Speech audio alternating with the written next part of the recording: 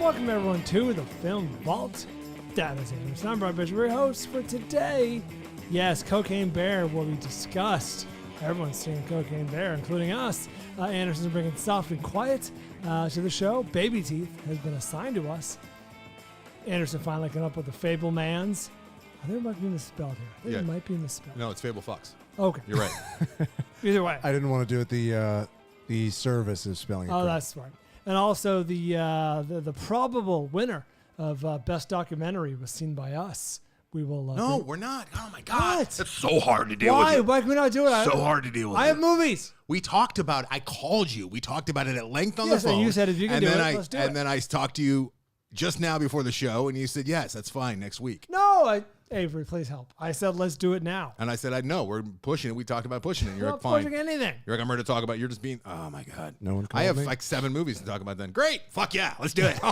So Film Jesus Fest. Christ. It'll be like cocaine, in and out of your system quickly. I learned that from Lovely. Nick Eats Cake is who assigned us Baby Teeth. And all right, let's just get into it. Let's get into it. I got stuff to talk about. I don't normally do this, but God, if you want to manipulate me and if you want to try and raise some money through the program, all you have to do is show me a picture of a sick dog with a little blurb about your sick dog, and I'll be damned if I'm not going to say, hey guys, throw some money at this sick dog named Olive Pit. Listener Derek Wilson and his lovely, beautiful dog Olive Pit. They're going through some tough times, and Olive Pit. What kind of dog? Olive Pit looks like a pit rescue. Oh. I would assume rescue just it. because most pits are. Most pit bulls are rescues, but she needs to have some crazy transfusion, and I guess she's just one of those dogs, and anyone who meets her just loves her. So I'm just a sucker. One thing I didn't like about his email though, Derek Wilson, you're like, hey, if I learn anything from you, it's like can't hurt to ask, as though I'm always asking for things. didn't like that part. What? Where do people go? We're going to have the link to his GoFundMe. He needs considerable money. He's already raised some pretty good money, but he needs some real considerable money to take his dog Olive Pit to New York to have a You gotta take it to New York? to have a transfusion, a plasma transfusion. Jesus. Yeah.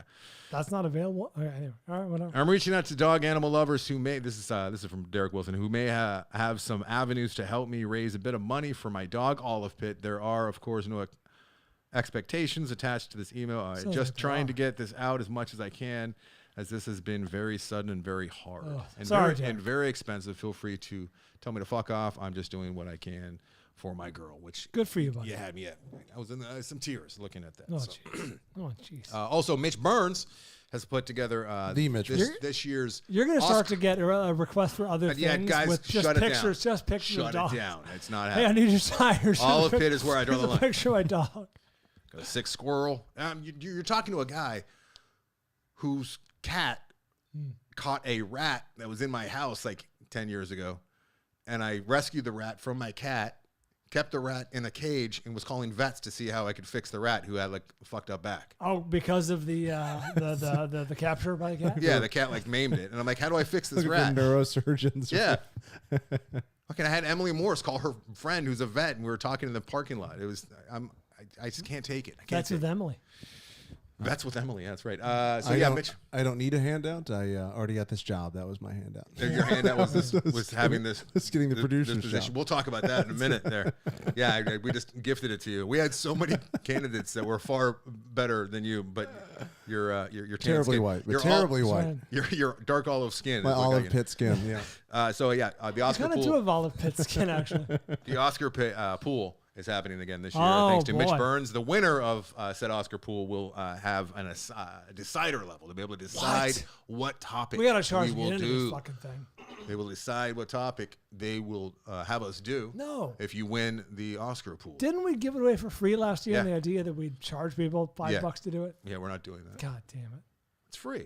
It's free for people to play along, and then hey, if you want to pay us, you sign up for the $10 a month level of Patreon this month, so you can watch the Oscars with us live. That's right. There you go. We're gonna do it live from my house. We'll be watching. Atticus will be coming in, going, "Daddy, why are they all wearing suits, Daddy? Why'd Will Smith slap him again? Daddy, why are you so angry and screaming, Daddy? Why are you so mad?" And then next week we'll be watching Robert Jarosinski's Rudderless. Well, it's not his Rudderless, but he assigned us Rudderless. Okay, that's all I have to say. Robert Harrison's That's it? a close friend of mine now. I like how you say more after all you have to say. That's all I have to say there. Olive Pitt, Robert, Oscar Pool from Mitch. Check out. Well, we should put that on our social medias. Whoever's in charge of that, not me, are the links to the GoFundMe because that is Yeah, that's a good thing. Mitch, if you're listening, could you put that on our let's see if the Film Vault animal lovers could help him out a bit, help out Olive Pitt. All right. Oh, this is the part where we talk about movies. I think we hear it from listeners. That's what about I'm movies. saying. I'd like to hear what the listeners have seen in our Fanflickssions. Fanflickssions compiled by the Mitch Burns. Bruce Perky, it's his birthday. Hey, happy Hey. birthday, Bruce. Linoleum is the best new movie I've seen so far this year. Cocaine Bear was fine, but a little more than a mild recommend. If it looks fun to you, watch it when it's streaming with a bunch of friends at a party. No, you can't watch a movie at a party, Bruce. That's what we do every month. That's a good point. At D. Huvie on Twitter, saw Cocaine Bear in DL Hughley 4DX. chimed in? DL Hughley. Right, I thought that 20 seconds ago. Didn't say it. Moved on. That's never seen you me. Saw Cocaine Bear in 4DX. What is 4DX? Where like the seats rock and move. And Is stuff. that true? Yeah. That's incredible. And I haven't slept in 4 days. Can't wait to go back. Is it like a Regal Cinemas thing? What is 4D? I don't know. There was a giant semi truck that pulled up to Loveline Studios years ago, and we got to go in and experience. They were like traveling around the country, showing people what it was like. Yeah, Interesting. And I don't like how you wiped your nose on the towel there. My Bryan. towel. I can't. Well, yeah, I know, but that end might be at this end next week. That's true. All right, It sorry. might be in our hands at the end of the That's show. right. It will be. Fucking Bryan. Cocaine Bear FVT score. We want to guess? I'm gonna say 58%. No, it says 60. 62. There you go. Cody Horton on Facebook. I fucked this one up a few weeks ago, says Mitch.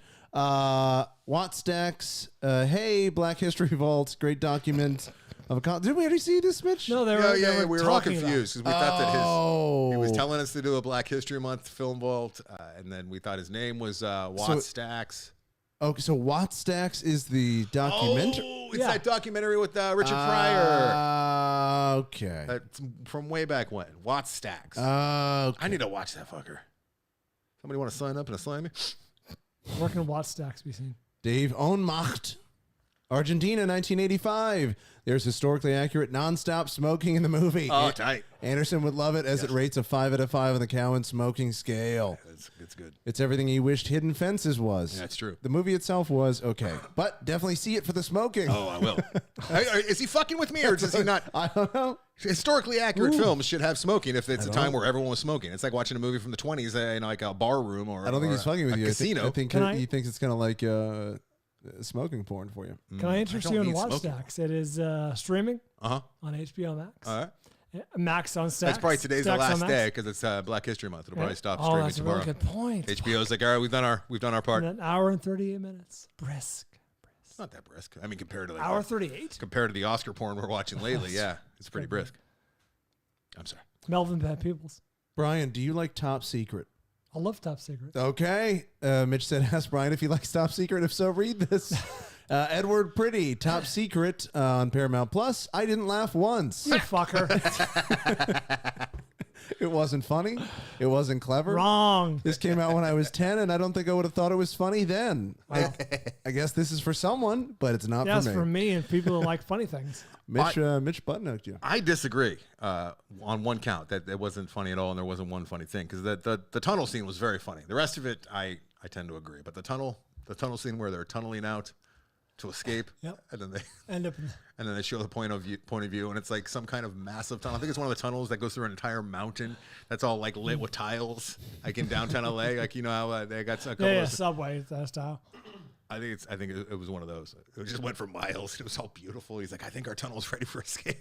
That was pretty funny. I know a little German. He's right over there. Smash cuts to a midget. Interesting later on. No. We don't say that. Good thing you mumble. Because back then you did. I mean, you still haven't today because the mouse died there. Back then you did. No one understood what you said about the inappropriate word. That's my defense. Yeah, it is. Yeah, that's right. You misheard me. I didn't say the N word 3 I didn't times. say that. That was just the mouse. Andrea Shaw has a story for us. Ooh. Oh, let Andrea, me what's guess. up? You saw Naked Gun and hated it? No. She said, this probably isn't the right place or time for story time, but this cracked me up, and I think the TFE crowd will get a kick out of it. Just got home from seeing All Quiet on the Western Front in theaters. Oh, that sounds great. 10 times more impactful on a big screen. Can't recommend it enough. About 2 hours in, two women walk in and sit in the seats next to me. They get settled in during the exact moment when one of the characters suddenly dies in a particularly gruesome and tragic death. Both the women audibly gasps, and one of them turns to me and says, "This isn't Cocaine Bear." No shit. Each woman thought they were going to see Cocaine Bear and accidentally went to the theater showing a gruesome foreign language film about the cost of war. I never answered her. Okay. The irony is Cocaine Bear is equally gruesome. And she said, never answered her because I was too busy trying to stifle my laughter. Needless to say, they got up and went to the next theater next door, which was showing Cocaine Bear. I mean, it's not even a World War II movie. It's a World War I movie. Yeah. You walk in there just from like even if it wasn't a war scene, like you realize like, this is not contemporary. Thank you, Avery. Thank you, Mitch, for. Wait, who was that? Who showed that story? That's Andrea That Shaw. was, yes. Well done, Andrea. Andrea Shaw. I don't mind those little anecdotes. Mitch, feel free to include those. You don't mind them? No, I don't mind that. That's a kinda. What do you think of Top Secret? Fucking love Top Secret. That might be our watch along this month. I don't think you'll win. I'm pretty sure I have. You already have. It's a brand new month. All right. I won forever. Oh, whatever. Let's do cocaine. Hey, you got some cocaine over there, Bear? You like a de coca? Let's do a little cocaine, Bear. Cocaine Bear is a 2023 film directed by Elizabeth Banks, starring Kerry Russell, O'Shea Jackson, Alden Ehrenreich, Christian Convery, I think that's what it is. Nailed it. Brooklyn Prince, Isaiah Whitlock Jr., Margot Martindale, Jesse Tyler Ferguson, and Ray Liotta. R.I.P. Ray Liotta. I did not like his look in this movie at all. He was hard to look at. Well, he was hard to recognize in the trailer. He was dying. A little bit. I don't think he was because he was dying. I think it was the wig. I think it was the era. He was weeks away from death. He was horrifying. 70% Rotten Tomatoes. This is in theaters now. I don't have a lot of notes for this movie, Anderson. It is what it is, as they say, and sometimes that's a good thing, sometimes it's a bad thing. Here it's an okay thing. Cocaine Bear I found enjoyable, I guess, for what it was. I have a hard time grabbing people by the lapels and saying, you must see always Cocaine by the Bear. lapels? Why not always the hoodie? lapels. It's always lapels. Because Everyone in your aggressive, street. right? You know what I mean? The lapels, yeah. I live in a well-dressed neighborhood. Yeah, everywhere you go, you just imagine people in lapels. That's right, with their the folded over lapels. But I don't know. For me, it was what it was, which was a not a bad way to waste 90 minutes. I think I would have liked this one a whole lot more if it was better. That's fair. And I think I'm spoiled. I think a lot of us are spoiled who watch a whole lot of movies, and we come to a place where we expect a certain level of humor.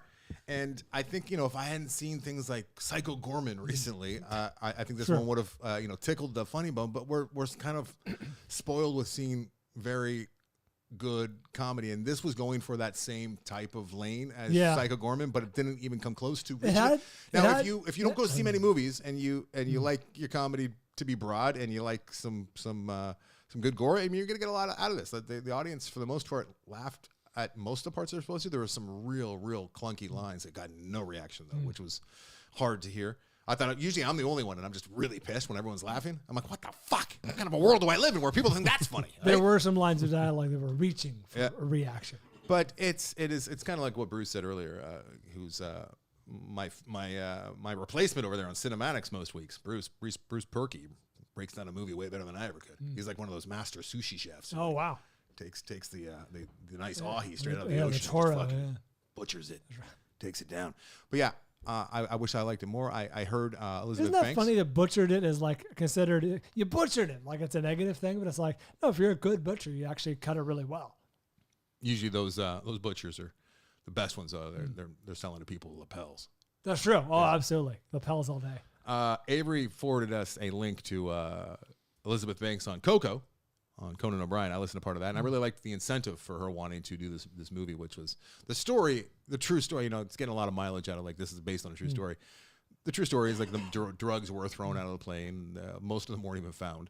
God knows where those bags ended up. They did find a dead bear next to one kilo that was ripped open, and that bear, I guess, when they cut it open, like it's hard. Most of its organs had exploded. It went lead bias, and it was like a total. To hear Elizabeth Banks say it, it was like a total like footnote. Like it was just a tiny little, like aside. Like, oh, isn't that funny? Now here's what the real story is. And she liked the idea of the bear getting vengeance all these years later, and I too appreciate that. fun. This movie had stretches that were effective. Like there were scenes and sequences that were very, very good. There were also scenes and sequences that went on kind of too long as filler or plot or exposition. And it was like, this movie is frosting. You know what I mean? There's no cake. It's just frosting. Give us the frosting. And there was a lot of cake. In hearing Elizabeth Banks talk about it a little bit, I do get the sense, and she never came out and said, at least the part that I heard, I do get the sense that some higher ups, maybe some men, tried to mansplain some things to her and try to say, hey, we got this, and try to rework some things. Because like there's one scene towards the end where we just don't see this in big movies very often, where they're like, remember when this happened 10 minutes ago? And then they flash back to 10 minutes ago. Obviously they reworked some things and recut some things. And I don't, because Elizabeth Banks is very talented. She's very funny. And I get the sense that she didn't have all the total control. But maybe I'm wrong. But yeah, this thing had some tonal issues for me. For me. Yeah. Yeah. Me. Maybe some people like it. That's all. If it was better, I like it a whole lot more. There were some very good and funny and scary sequences. The stuff in the ranger station was great. The stuff in the ambulance, which is almost the same sequence. That whole sequence was fantastic. That was the heart of the movie. I enjoyed that very much. Mm-hmm. Wish there was more of that. Mm-hmm. I agree. You know what I'm talking about, right? Yeah, of course. But it's whoever made the trailer should also get a raise. The trailer is magnificent. Yes. Indeed. And walking up to the theater, I saw with my sister, and I said, I'm sorry, Ashley, that this is the movie you're coming to see with me. I have a feeling that it's not going to be nearly as good. Stop wiping things. I'm not wiping you're, anything. You're like a child. I'm fidgeting with my nails. I'm not wiping anything. But I had that sense that like it was a cat with a scratch. I really am, yeah. I knew we all had to know it wasn't going to come close to the trailer because it's really one of the greatest trailers I've ever seen. Yeah. It's just like, holy shit, when, please? And that fucking White Line song is rocking. It's a great trailer. However, the poster's great. The marketing's fantastic. Yeah, this is a triumph of marketing. Is the poster not a direct ripoff of the Sin City campaign? I mean, it's not cocaine in the Sin City, though, right? But I mean the high contrast, white, black, and the red, yeah. Yeah. There's a great, I don't know if it's a social media account or a website, maybe someone can find it and remind me of it, showing how there is not that much variation in movie posters. Like they're all kind of iterations of the same 6 ideas, and they go to great lengths to show, this is the close-up of the guy with the people in the background. This is the archetypes. If someone can find that for me, I found that fascinating. That said, all movie posters are more or less the same. Yeah, it's like Sin City meets 300 with the poster. Yeah, they're all iterations of the same germ, same idea. Anyway, 3-star movie, enjoyable, certainly worth a stream or a rent for $3 when it becomes available.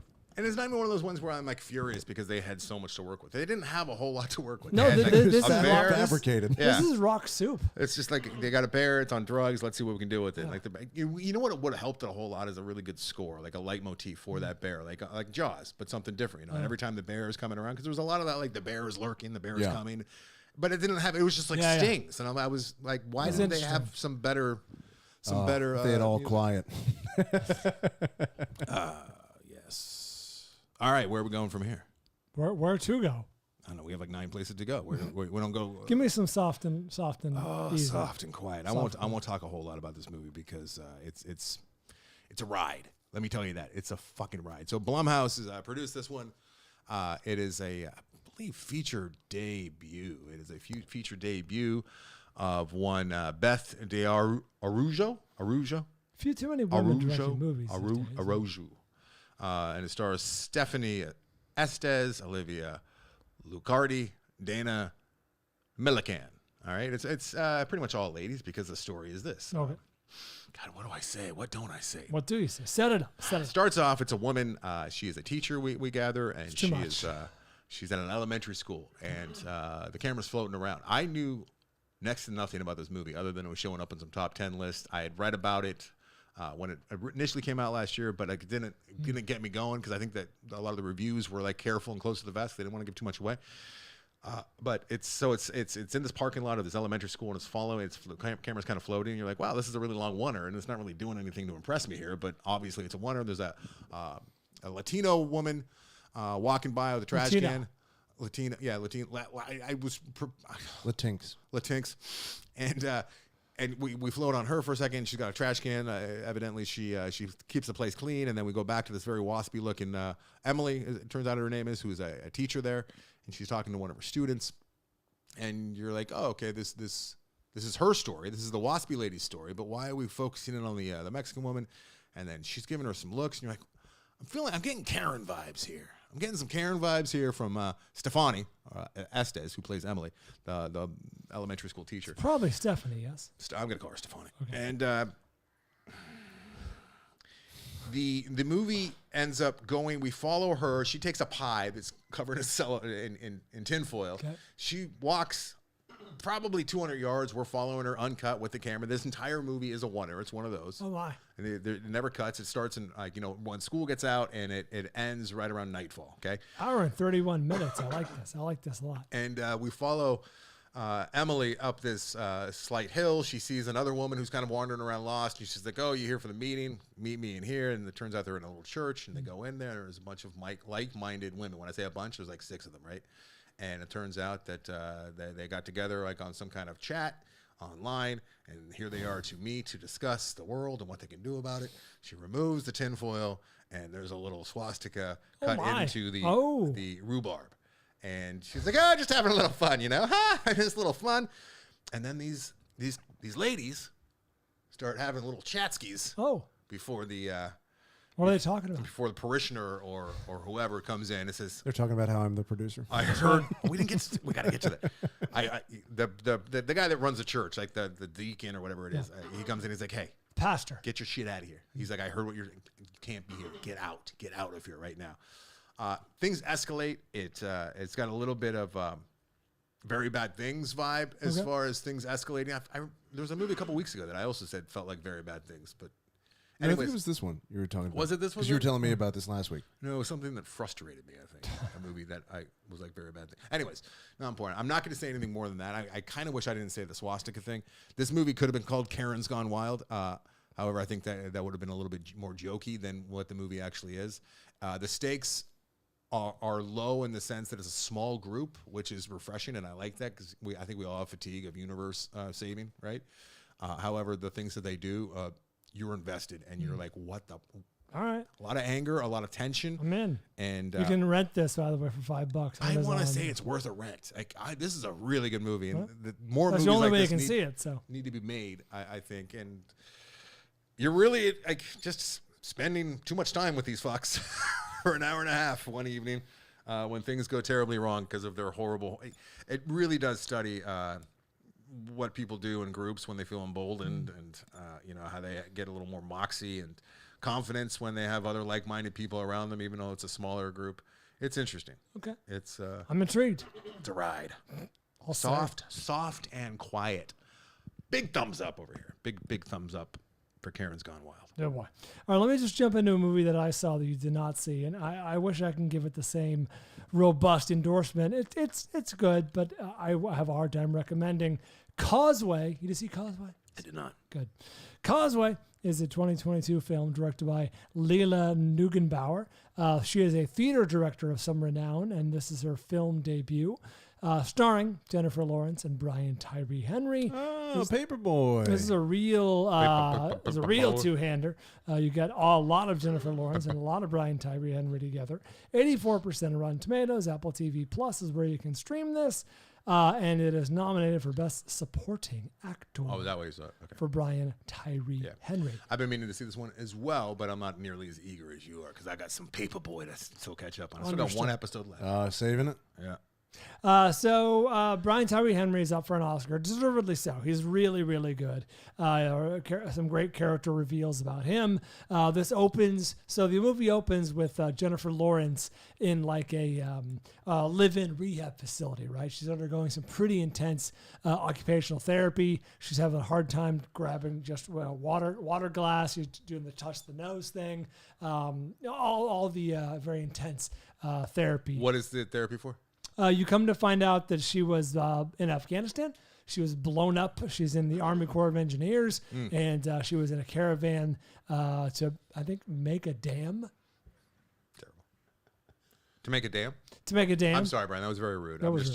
And an IED, wouldn't you know? I'm showing a picture to Avery that's Paperboy related. I'm sorry. It just popped up on my screen and I had to show him. I'm sorry. That was rude. I'd be infuriated if I was you. Let's move on. So she returns home to rehab further and to get her life together. And you get the idea pretty quickly that her home life it was and is pretty fractured. And she wants very badly to go back. Like her whole thing is, I want to go back. I want to go back. I want to go back to Afghanistan, get my job. She calls it her job because I guess, we get paid. So she's like, I want to go back to my job. I want to go back to Afghanistan, rejoin my squad. So her career, it's what she wants to do. Right. You get the impression pretty quickly that she just wants to get away from this life. She goes back to New Orleans, where she's from, and things are not going well for her family and for her. And she takes up a menial job cleaning pools. She's a pool cleaner, and that's how she meets Bryan Tyree Henry, because her truck breaks down. He's a mechanic. He owns a shop.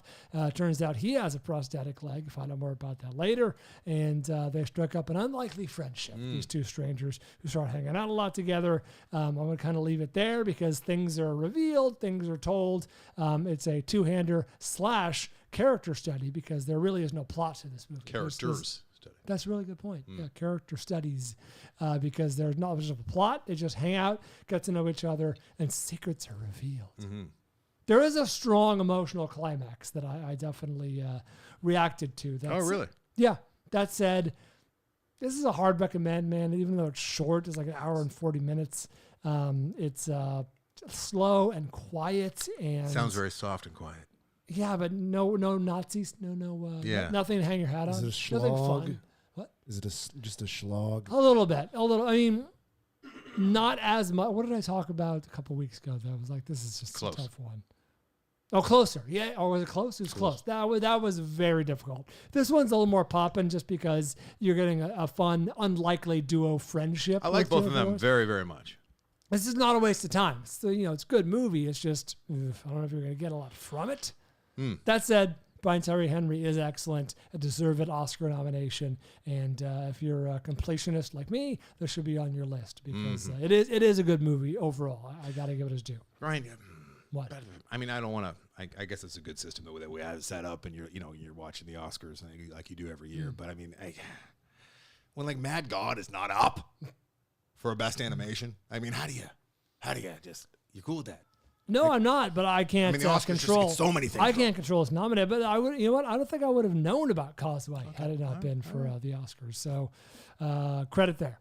Hey, this is a nice pivot, Anderson, because you look at the show as a service. We look at the show as a service, and we're like, hey, here, if you're thinking about diving into some Oscar nominees, here's the ones that are worth watching, and here's the ones that maybe you can feel free to skip. Right. Here's one worth watching. Oh. Navalny. Navalny. Navalny's pretty good. All right. Okay. 2022 documentary directed by Daniel Rocher, featuring Alexei Navalny, the titular Navalny. 99% of Rotten Tomatoes. One guy gave this a bad review, I guess. Streaming on Netflix. Could have been you. Nominated for Best Documentary. As of right now, it is the favorite to win. So if you want to get on top of this one before the award show happens, you can stream it on Netflix. I didn't know much about Alexei Navalny. I knew vaguely who he was, opposition to Vladimir Putin, which feels like a critical mistake to publicly oppose Vladimir Putin. Feels like a mistake for your health. Yeah, and your family's health. Yeah. There are a lot of people around you.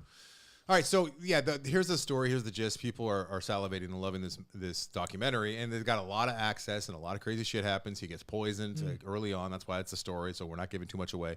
And he survives, and then it's kind of like let's expose these fucks that tried to kill me. He's outside of Russia, and the worst thing that he could possibly do for his health and safety of his family is go back to Russia. But that's his whole plan, and that's what this movie follows. That's what this documentary follows. It's similar in construct to Icarus, which is unraveling a mystery, which is we have what this thing that happened, now we must find out how this thing happened. Icarus, though, takes like 30 minutes or so, and you're like, what am I watching here? And then it takes a turn, and you're like, holy shit, here we go. Yeah. Navalny is kind of straightforward, until there are some things that are uncovered, and it's like, holy shit, wow, I can't believe this is actually a part of this documentary, how lucky they got. That was pretty sweet. All the subjects got very lucky for that. A lot of time too, and I've said this before, like if you're if you're a documentarian and you get lucky, usually that means your subject's not so lucky. That wasn't the case here. It was a rare time where like everyone was lucky, and it was actually good for the subjects as well. That said, I ended up having a problem with Navalny himself fairly early on, and I never really recovered from that. What's up? I never sensed that he was in it for the right reasons. I felt like he was a megalomaniac, and a lot of the things that Putin was suggesting he was, I think Putin was probably correct in some things, where this man was willing to sacrifice everything, his own life, his family's safety, and their own life, possibly being torched, God knows, for the cameras and for the accolades and for the... Yeah. And because he never really came out other than saying oligarchies are wrong. Like, I don't like, there being a dictatorship in my country. I think that's wrong. He doesn't come out with any, there's no substance. Now, maybe they just didn't include that in the movie, but I was like, why should this guy become? Because he's the only one ballsy enough, crazy enough to stand up to Putin? In the one respect, like you're alluding, like you're kind of dancing around, he is the lesser of two evils. But on the other hand, he's very much a politician. He's very much about Navalny. Loves himself some Navalny. He really does. And watching him do the TikTok videos and watching him like watch the numbers go up 1 million. It's up to 1 million, and he's a very bright guy, a very smart guy. I wouldn't trust him any more than I would Putin. And they also showed how he very much pivoted when it was convenient. You know what I mean? Away from a more extreme point of view to a more popular. Dude used to hang out with Nazis early in his political career, and now he's like, all right, maybe I'll move in a different direction. See how this works over here. That was my big problem. Right. And no, I didn't find him to be the reason I enjoyed this. How much better of a movie would it have been though if you actually liked the guy and you're like, "Fuck, this guy just wants to make a difference." Yeah, but I mean, you play the cards you're dealt as a filmmaker, I guess. Right. Like, that's why you can't forgive it and be like, "Yeah, it's still a good movie." Just it is a good movie. Yeah, but it could have been so much better. True. In as much as, again, you play the cards you're dealt, I thought it was a very well-constructed reverse mystery in a way. I enjoyed the storytelling, not so much Navalny himself. He's neither here nor there for me. Like you said, he was very flawed, and I wouldn't find What's myself... the name of the documentary? Navalny. Yeah. Yeah. See the problem that I'm having? That's right. Yeah. And what else could they have called it? Is yours just going to be called Bryan? Bald. Brian's brain. Bald. Bishop. Yeah. with a trademark. Oh, good stuff. No, I liked it. I just wished, and that never comes up, other than Putin saying it, and they're like, "You see what this guy's saying about me? What a dick!" I did enjoy the Russian official whose email was hacked because his password was Moscow 1. Yeah, and then he changed was it to Moscow 2. Yeah, definitely. He got hacked like 5 times with the same password. Yeah, there was some of that. That's good stuff. A little confusion too. Like I kept trying to figure out who that woman was that was with him all the time. That wasn't his wife. I watched this with my wife, and we were both like, "Who is she?" It's not the wife, and they never really set her up and said like, "This is his press secretary or publicist." I'm like, I'm strategist, I guess. Yeah, but set it up a little bit. Let me know what's going on. Who the key players are. Yeah, I mean, this was definitely miles ahead of Citizen 4 or whatever that movie that, for me, that people absolutely loved on Snowden, which was just that was dull. Somebody with like a camcorder in Set his up in his hotel room. Oh my God! Please make it stop. And they made a feature length with Jogo about the same thing, right? With Joseph Gordon-Levitt, wasn't it? Oliver Stone when he was set up in a. Wasn't it? They made an actual narrative feature of that. Yeah, they did. Well, I mean, I'm sure that was much better than just sitting in a goddamn hotel room, you know? That won Best Documentary, too, at the Oscars. Best. That's right, it did. People were just, okay, so Navalny, yes. I'm glad we burned that. Go out and see it. Where? HBO Max, right? HBO Max. Yeah. No, Netflix. Sorry, Netflix. Was it? Pretty sure. I think it was HBO Max. Oh, but let me double check. I know that when I was searching for it, Navy SEALs kept coming up, and I'm like, that's not what I'm looking for. The Michael Biehn vehicle? Yeah. That's how they get you. Trump versus the Illuminati. Quick little break. That is exactly how they get you. I told you. We got to come back and talk about you and why you were hired. I told you why I'm incompetent. HBO Max. HBO Max. That wasn't on the regular feed. There, it was on the Patreon feed. So we'll touch on it. I don't want to spend too much time on it, but patrons only. Yeah. All right, let's take a quick break. We're taking a break. Bryan. What happens here? All right, apparently we're taking a break. We'll be back with controversial producer talk after this.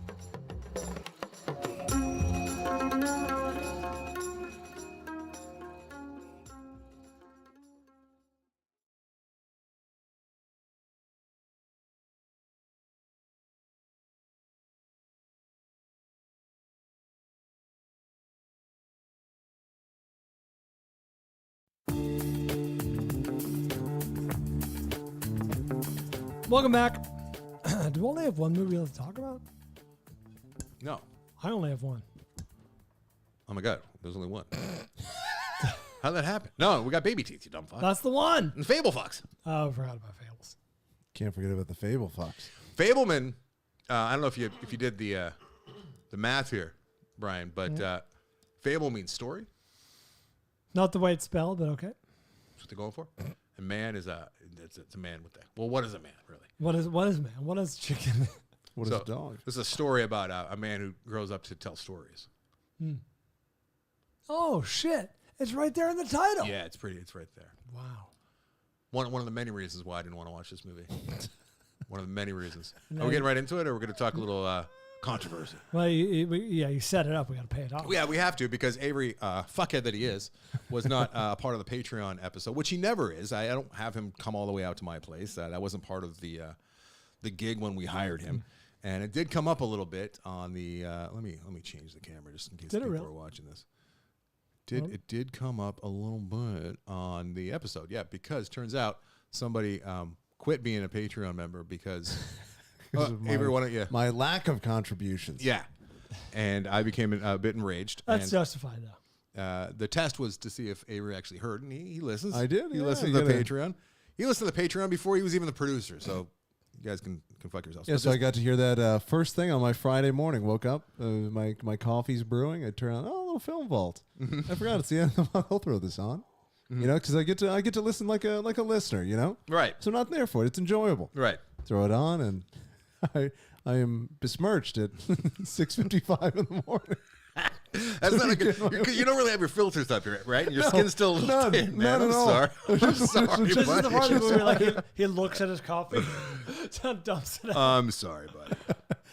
Oh, just making my coffee, and Anderson's like, "Oh, somebody on the Patreon." I'm like, "I hope this isn't about me." It's probably not. Your instincts go right there, huh? And I was going, "No, it's not. You're making it about you. It's gonna have nothing to do with you. There's a million things it could be about." Then it's like, "It is about Avery." Fuck. So just real quick, and we want, but remind everyone, somebody on the Patreon message board for our. Oh, we didn't even mention how swimmingly, if you can call it that, the Eraserhead. Yeah. That was a red letter day in football history. We disturbed a lot of listeners, including us, because I have not seen this thing in a long time. It's I forgot. Fucked up. Every time you see it, you forget. It's like one of those noises that's so loud, and when you hear it, like, holy shit, that's loud, and then you forget how loud it was until like a dry ice bomb. You're like, how is that so loud? But right now, I don't think a dry ice bomb is really loud. But if I heard it was next to you, same with fucking Eraserhead, Eraserhead. like a ghost pepper. You go, couldn't have been that spicy. Couldn't have been. But yeah, Eraserhead, as you're watching, you're like, I feel bad for sending some people possibly to hell for watching. I haven't seen this.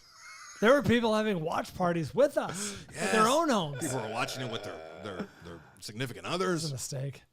All right, so yeah, fuckhead that he is, Fred, listener Fred, ex-Patreon member, probably ex-listener at this point, let us know that he will no longer be a Patreon member because we hired Avery, and the only reason why we possibly could have hired him because he's so bad at his job is because he's a person of color.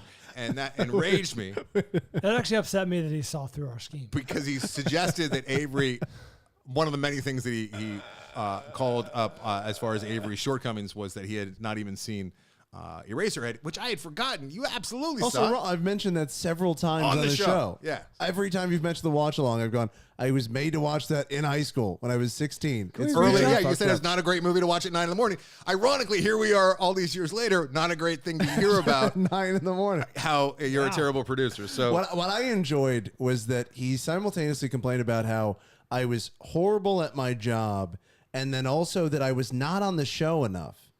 So that's a good point. His ultimate it's a valid critique point. was, what is the old thing? Oh, the food there is terrible. Oh, and the portions are so small. It was just. I wish there was more of the terrible black man on the show. That seemed to be his review of the film, which was interesting. Now let me pivot and ask Brian where he came up with the name Fred.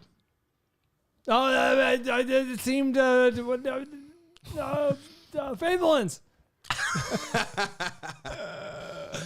Avery, we love having you on the show, even though I tried to fire you like this time last year, I think it was.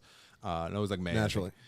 But yeah, like it just irked me, and it's a weird position too, where somebody's like, "Hey, I like your show so much, I support you monetarily," and then I have these like ugly, gross misnomers. And the main thing that upset me was just how not misnomer, misgivings and misconceptions. Misconceptions. Yeah, the fact that it's a microcosm of how so many people. The more, and I'm guilty of it with dumb shit.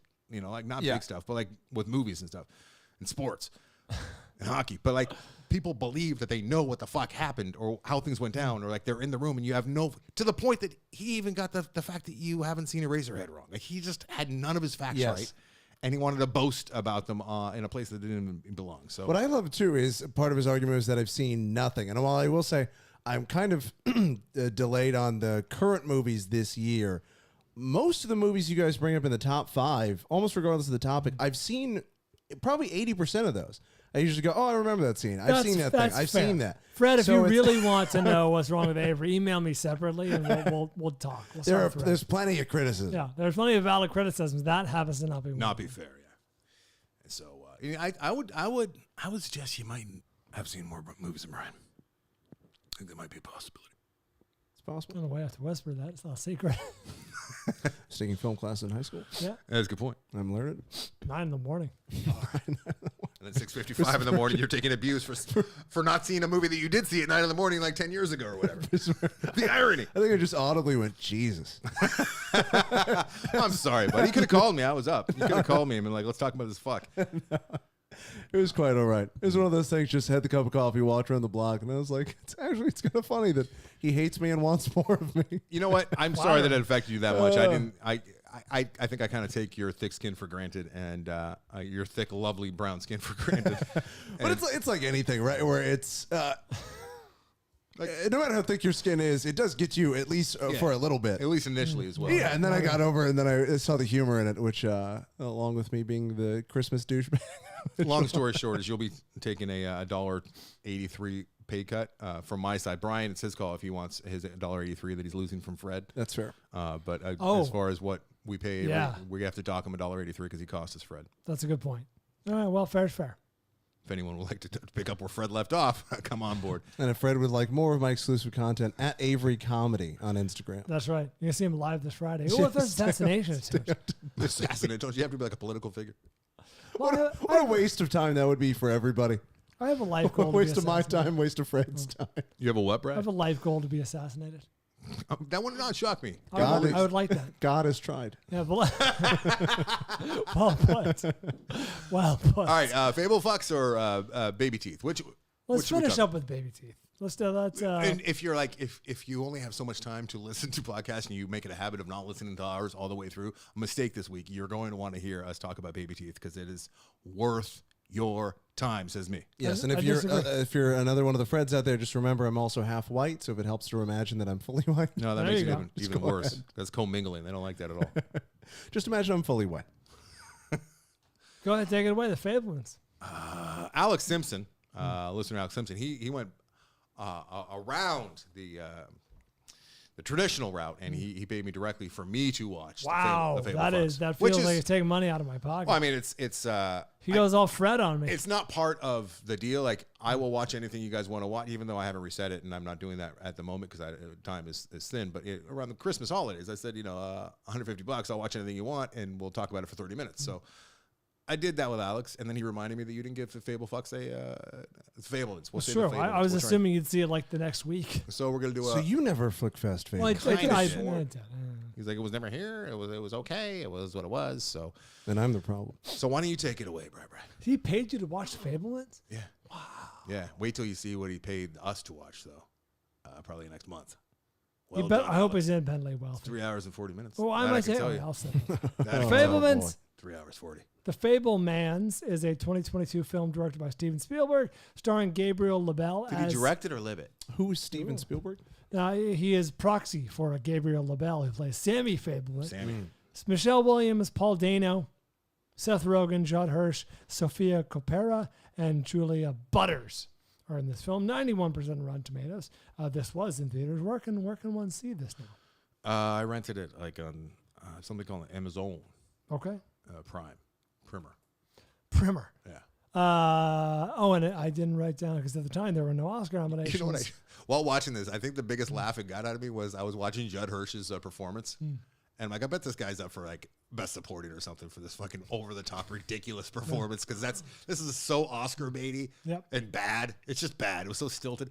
And I looked it up. Sure enough, looked it up, and I started laughing because I'm like, this is how Bryan's.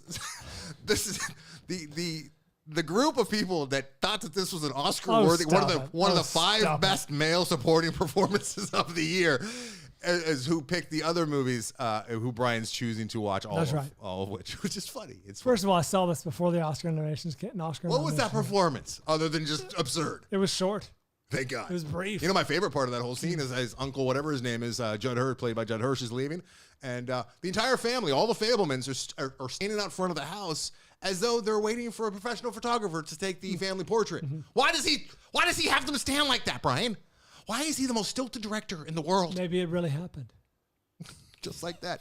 That was like one of like 3 or 4 times where he has everyone, okay, now line up. The short people up front, please. We got to be able to see the tall people as they wave goodbye to the uncle. All right, take it away. I think I mentioned this at the time, but this was the winner of the People's Choice Award at the Toronto International Film Festival, which I find odd because, Anderson, I don't know about you, never once during watching did I think to myself, wow, this is a real crowd pleaser. People are really going to respond to this. People are responding to their love of Spielberg, and he's a good man. When he's you say a people, genius. You're talking about critics, though. I don't think the average person watches this and is like swept away. No, but I think they're like, oh, this is what the great mind Spielberg went through to get to the place where he made all of my childhood favorite movies and some of my adulthood favorite movies as well. Like he's probably the biggest crowd-pleasing director that's alive today, right? That's true. By Ironically, given this movie. By far and away, I would say, when you think of like Jurassic Park on top of unless you're talking Jaws. about like, Michael Bay or someone like, but if you're talking about someone with talent, what? He's a crowd-pleasing director. No, but you can't say that Michael Bay has.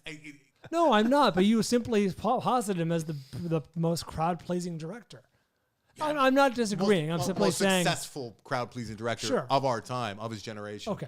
Alive today for sure. He is the greatest crowd-pleasing of directors who aim to please crowds. He does it the best. Doesn't he crush box office more than anyone ever has, other than like I think James it's a couple movies that maybe, but I think overall. Yes, I'm certainly. It might still be Cameron. Cameron's got, I think, 3 movies in the top 5, top 6 all time. What world do I live in? He's got 2 Avatars and a Titanic. I was heard, notwithstanding, James Cameron, is certainly not prolifically, but is certainly in terms of quality a challenger to Spielberg as being a great crowd-pleasing director. Think about Terminator movies. I mean, I don't have to name this Spawn 2. CV. Yeah. Piranha 2. Oh, that's right. Piranha 2, the spawning. They were flying piranhas. Anyway, back to the Fablemans. Hey, he got his break, and it was Spawn. That's right. It was Piranha 2 for James Cameron's. Hey, you know what? Fish related. He loves the ocean. He does. Look at that. Man can't get away. Maybe he was drawn to it. Maybe he went and knocked on the door and said, I would like to direct this Piranha 2. Okay, Fablemans. Let me just start off by saying it's not nearly as bad as I had anticipated. It's not bad at all. Well, I mean, there are some moments. I've already cited a few of them that were cringy. There are cringy moments and some boring stretches. Movies are like drapes. I thought it was going to be all bad. I thought it was going to be the schmaltziest of fucking movies ever. And the trailer kind of misled me, and I don't know if that was purposeful, but they made it seem like there was one clear-cut bad parent and one clear-cut good parent. That was not the case at all, so there's a lot of discovery here for me. I think it was kind of genius casting and putting Seth Rogen in that role because I did not see that coming necessarily, as I should have. I probably should have. The writing was on the wall, but I'm like, not Seth Rogen. No, not Michelle Williams. Seth. That doesn't make it. There's some real, and he even managed to fit some like fun action sequences in there, which this movie was not. But he had the storm chasing scene, which was kind of like very spiely, right? When little Sammy Fableman's like making his movies, that was fun. I enjoyed that. Yeah, that was kind of sweet. But I mean, we've seen it like much more like Me, Earl, and the Dying Girl. Like, it was much more fun to watch young kids make movies in that than he made it look in this. But I mean, that's a pretty high bar, so that's not really fair to do that. And then also the Jesus is sexy stuff, which I won't get into, but the teenagers who are lusting after one another through the guise of Jesus being hot on the cross was like Todd Solondz bizarre. It was all subversive for Spielberg. Very subversive. Like the most subversive thing I've ever seen Spielberg. The most, I guess subversive is the best word. It was, like, if it was a Todd Solondz it was scene, a bit of dark comedy. It was dark comedy, and I don't know how much of it was based on reality. He hooked up with a goyim, a waspy girl to begin with. That's right. Who was really into Jesus, but for the wrong reasons. Provocative. Like, it did not feel spiely. Evocative. But and then provoke, No, either one. Provocative actually probably better. evoke or invoke, huh? Yes, I guess you could do both. What are you gonna do there, Brian? Okay, so the movie was clunky for sure at times, as a lot of Spielberg movies are. But it was way better than Belfast, which was kind of Oh, sure, yeah, of fucking course. atrocity Was that last this year. year? That was last year, That was that was 2 years. 2 ago, years ago. 2021. It was a movie that we're talking about around this time last year because the Academy thought it was it was the best picture. Belfast was up for best picture. Oh my God, there was a chance where it looked like it might win. But there is a scene in this movie, and I talked with Alex about it at length, and we talked about a lot of stuff. But there was a scene in this movie that I absolutely Hope so loved, for $150. and it was one of my favorite scenes of last year, for sure. Really? Of the movies that Tell came me. out last year, and that is, and it says so much about Spielberg. So and it was really telling, I think. So When she brings the monkey home. no, oh, Christ almighty. There's another scene too where like Avery, have you seen the Fable Fuck? No. So He doesn't see movies. Yeah, not current ones. It's one of your weaknesses. they go to like they move out of their town, right? And they Fable Dad has that their job offer, and they go to Northern California, and the whole No, they family. I thought they went to Arizona. No, Or they this- went to Arizona, and then they went to Northern California, and the whole family was furious with Fable Dad for having got them such a crappy house. And it was a beautiful Craftsman, like probably 6-bedroom or something. Probably got $3.2 million property in Northern California. And they're like, Dad, we have to live in this dump. And it just felt so out of touch with the way things, you know what I mean? Right. I'd forgotten all about that. But Paul Dano. it's Fable Dad. So there's a scene where apparently there's something, there's so much nerdiness going on in this movie. Oh my God. Buzz off.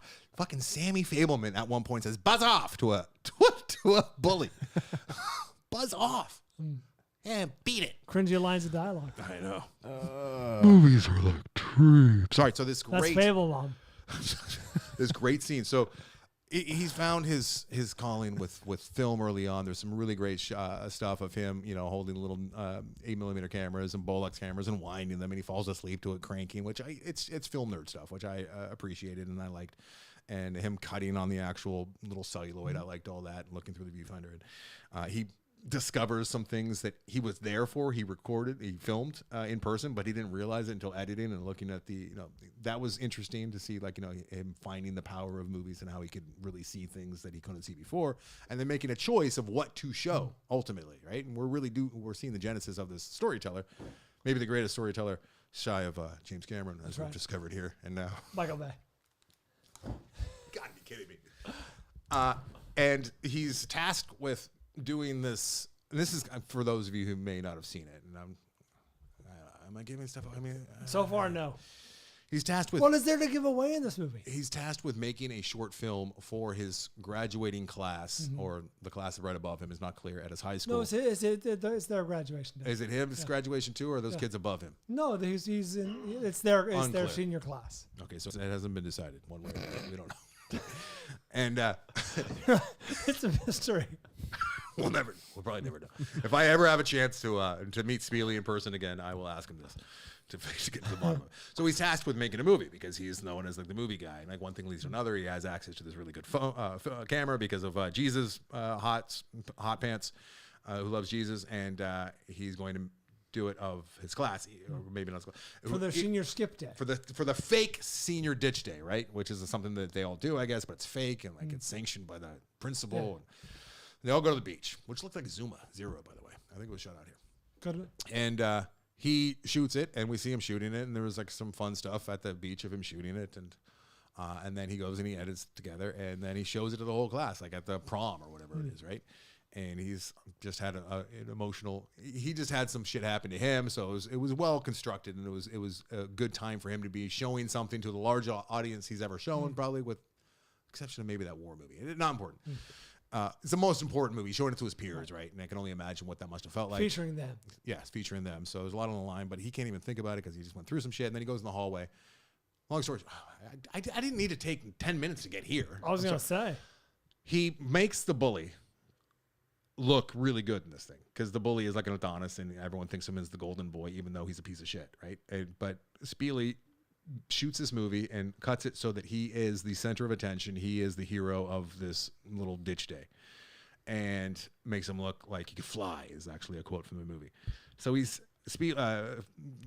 Fabelson is out in the Fable boy. He's out in like the empty locker like hallway of the, and then the bully who looks great in this movie comes out and he's furious. His ex-girlfriend who broke up with him for cheating comes and gives him a big kiss because like, how could she not? He's like a movie star. Fabelson made him look like he was a star, and they have this really interesting conversation about the bully's furious, like, why'd you make me look like that? I can never aspire to that. And Spieley's saying like, well, because that's what the people want to see, essentially. Like, I'm not gonna lie. And he's like, but the way I treat you is so awful. Why would you do that for me? And Spieley's like, and the bully's crying. He's got to be true to the film. And then the other bully, his little henchman, who's even worse, and almost like following Nazi like to a Hitler. Yeah, the worst. He comes in and he got his due in the film. It was all really well put together and fascinating, and I love that scene. Then the bully's smoking a spliff, and he asks him if he wants some, and he explains weed like I've never heard anyone explain weed before, which just made perfect. Like people try and explain weed, and they always talk about paranoia and what. That's not what it is. This guy. He said it makes you realize how out of control everything is, which I already kind of like Fabelson says in this book. I already feel like everything's out of control, so it makes everything way more out of control, and it makes you realize how little control you have of everything, and that's exactly what it does to me, which freaks me the fuck out because I like to lie to myself, feel like I have some kind of control over this world. So I really liked it. I like that scene a whole lot. It's gonna stick with me forever. I thought it was really, really good, and there's one little throwaway line. No, it's not even a throwaway line, but he's like, the bully's like, you better never tell anyone that I got emotional and I'm crying and all this is happening. And Fabelson says, I won't unless I make a movie about it one day. It was pretty good. But in that scene, Spieley's almost like saying, look, I show people what they want to see. It's not the truth. It's not reality. If a velociraptor's going to look more scary and menacing, like, blowing up to the size of double human rather than turkey size that it is, he bullshits all the time and shows people bullshit. But people like it, and he does it very effectively. That's what he did in that movie. It was almost like an atonement. I loved it. Coming clean. I love that scene. 3-star movie. Overall, it takes a long. That's one of the climactic scenes of the film, and that's like takes a long time to get there. And it I wouldn't say it's worth it, but at least at that point, you're like, oh, that was it. That was very enjoyable. It was great. Baby Teeth next week. Nah, we can't get too much. Baby Teeth next week. Give you guys time to watch Baby Teeth. It's available on Hulu. Watch Baby Teeth. Baby Teeth is solid. You guys. It's very solid. I cited Me, Earl, and the Dying Girl earlier. It's got a little bit of that. A little bit of that. This is an Australian love story, if you could call it that, assigned to us by Nick Eats Cake. Couple. This guy knows movies. He loves movies. He wants us to love movies as much as he does, which is tough because Nick Eats Cake loves his movies. You can tell. I got to be honest. Christy caught a little bit of it when I was watching it, and she got a little wrapped up. It's very wrap-upable. It's engrossing. It's a great story, and it's about a young couple, or one of them is young, and parents. Ben Mendelsohn fucking crushes it in it. It's got a Dinner in America vibe, but not as punk rocky. I highly recommend Baby Teeth. So we'll be talking about that one next week. Next week. Yes, next week. Don't know if I like that. Oh, how mad are the people that are stuck around through Fablefucks? And they're like, you promised. You told them. Sorry, guys. Things happen on the fly sometimes. All right, let me look up here. Thank you, Nick Eats Cake. We'll do Baby Teeth next week. Hopefully you're not upset that we pushed it, but we try to give it the proper sell so people can watch along with us. Hulu, right? Hulu. I think they rent it across platforms too. Obviously. But I think it's streaming on the old Hulu. Thank you to everyone for going to AndersonandBryan.com to check out Fontaine. That's who you're listening to right now. They're our feature artists. Check them out, AndersonandBryan.com. AndersonandBryan.com, I assume, will have the GoFundMe link for Olive in the Pitt. Show notes. Olive Pitt. For a little. They need a lot of help to get Olive Pitt back on her feet. All right. Good luck with that, everyone. Please consider, if you're feeling charitable, in your position to donate. Maybe think about that. And if there's anything like this coming through my email, I swear I'm going to erase it. I will not open it. I can't. Set up a filter. I can't. Anderson Bryan is the Instagram. Anderson and Bryan is the TikTok. The Film Vault on Twitter. The Film Vault on Facebook. The Film Vault podcast on YouTube. Hey, YouTube. What's happening? Thanks for tuning in. Thank you to all of our Patreon listeners. If you guys want to join in on this month's watch along, it will be the Oscars. We'll be watching those live and reacting live. So join at the $10 a month level, and you can have access to all of our watch-alongs.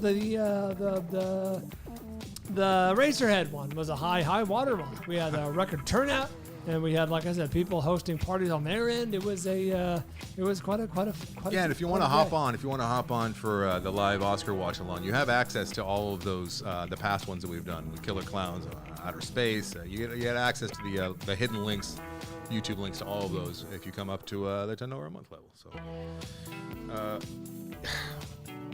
it's streaming on Hulu, but you go to justwatch.com or just watch the app and you type in baby teeth in this. All one word, by the way. Baby teeth is all one word, yeah. And it shows you where it's renting, or you can stream it, where you can rent it on Apple TV for $3.99 if you don't have Hulu.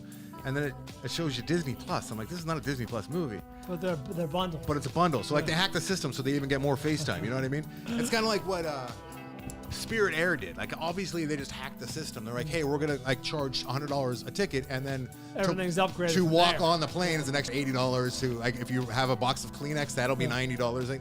But they're like the first airline you see whenever you search for anything. Yep. So they got all the FaceTime. Price. That's right. They hacked it. Thanks, Giovanni. Thanks, Mitch Burns. Thanks, Mike Cole. Thanks, Eric Kath. We appreciate all your contributions to the show. Addie's Antiques. Check that out. Constantly adding stuff. Constantly getting alerts on my Facebook saying how Addie's Antiques listed something new. Yeah, she's I she's said, a block, listing maniac. please. Listing maniac, and I'm pulling stuff too, and we're making Atticus take all the stuff to the post office, with the which wagon. is a lot of fun. Yeah, with the wagon. Check that out on Facebook. Check out Avery's. We gotta put a plug in for your Yes, gigs. my show this Friday, as you're listening to it, it's in Santa Monica. It's at doors open at 7:45 at the Crow in Santa Monica. Comedy confessional, so we collect anonymous confessions from the audience and the comics riff on them on stage. Should be a lot of fun. You can grab tickets at Avery Comedy on Instagram. The link is in my bio. Avery Comedy. Check it out. At Avery Comedy. There you go. Until next time. We do it for Van Gogh.